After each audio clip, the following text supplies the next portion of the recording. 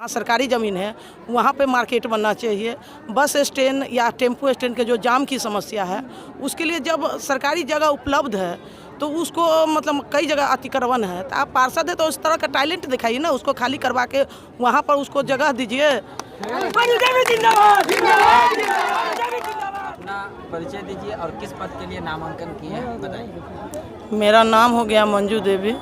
पूर्व में मैं 10 साल जिला पार्षद का सदस्य भी रही हूँ और अभी मैं मुख्य पार्षद यानी कि सभापति के लिए मैं चुनाव लड़ने जा रही हूँ। इसका नामांकन मेरा आज था।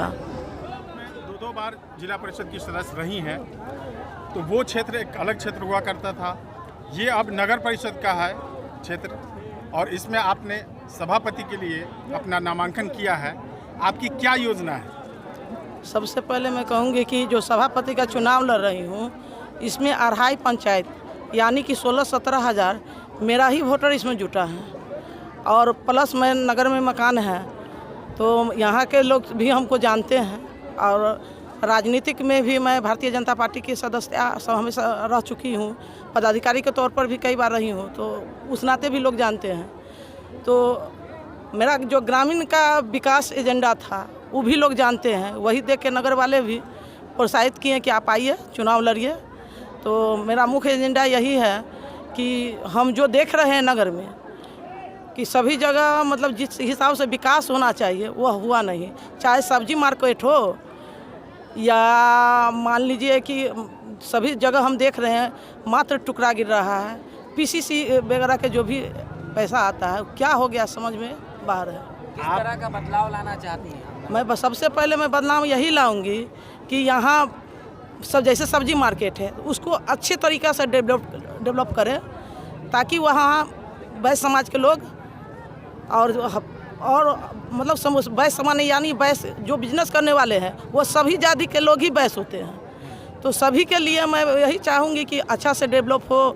और नगर परिषद में जो दुकान का अलग से पैसा आता है बनाने का, जैसे जिला परिषद में भी था उस तरह का नियम, तो कई जगह बना भी। आपने सभापति का चुनाव लड़ने का मन बनाया, ऐसी मुख्य 3 ऐसी समस्याएं बताएं जो शहर में सबसे ज़्यादा जिसकी ज़रूरत महसूस की जा रही है। शहर में सबसे ज़्यादा ज़रूरत है सड़क, आपको मतलब सब्जी मार्केट से लेके और जगह मार्केट जहाँ सरकारी ज़मीन है वहाँ पे मार्केट बनना चाहिए। बस स्टैंड या टेम्पो स्टैंड के जो जाम की समस्या है, उसके लिए जब सरकारी जगह उपलब्ध है तो उसको मतलब कई जगह अतिक्रमण है, तो आप पार्षद है तो उस तरह का टैलेंट दिखाइए ना, उसको खाली करवा के वहाँ पर उसको जगह दीजिए।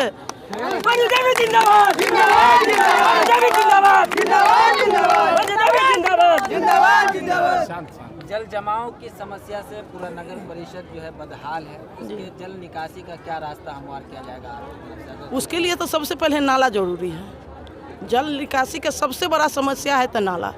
तो नाला हमारे मतलब हम लोग जीतेंगे तो उस चीज़ को देखेंगे, मुख्यतः देखेंगे, क्योंकि हम भी घूम रहे हैं तो देख रहे हैं। आप जनता से क्या अपील करना चाहेंगे? जनता से हम यही कहना चाहती हूँ कि आप मुझ पर भरोसा करें और एक बार हमको अपना मौका दीजिए काम दिखाने के लिए, इसके लिए मुझे वोट करें और मैं जीतने के बाद पूरा आप लोगों के विश्वास दिखाती हूँ कि मुझे 10 साल का अनुभव भी है, तो मैं काम करूँगी। यह नहीं कि सिर्फ बकवास करूँगी, मैं काम करूँगी।